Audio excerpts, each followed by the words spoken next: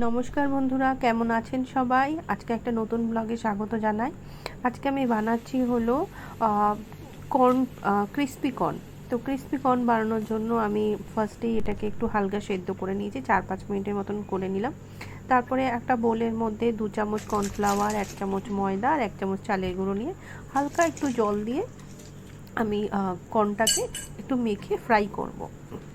মানে খুব সুন্দরভাবে ফ্রাই করার পর না, এটা আপনারা পেঁয়াজ কুচি, লঙ্কা কুচি দিয়েও এমনি খেতে পারেন, যারা ধরুন একটু কোনো সস টস অ্যাড করতে চাইছেন না।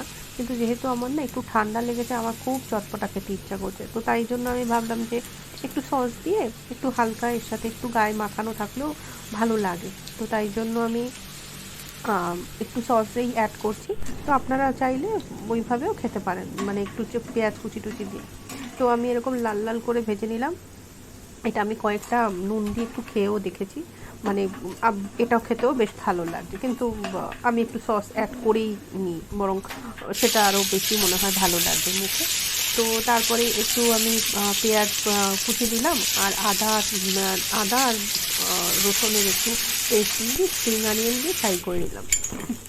তারপর আমি 1 চামচ টমেটো সস, 1 চামচ চিলি সস আর 1 চামচ ভিনিগার। একটু টক আছে, যদি ভিনিগার না থাকে না তাহলে একটু লেবু অ্যাড করতে পারেন লাস্টে। তো তারপরে আমি এর মধ্যে 1 চামচ কর্নফ্লাওয়ার গুলে রেখেছিলাম, তো সেটা দিয়ে দিলাম। তারপরে কর্নটা দিয়ে দিলাম, ব্যাস একদম আলতো হাতে এটাকে আমি সসটাকে লাগাবো। আর যেন ক্রিস্পি ব্যাপারটা না চলে যায়, সেটা একটু খেয়াল রাখতে হবে। তো জাস্ট এটা নামিয়ে একটু তিল ছড়িয়ে দিয়ে ব্যাস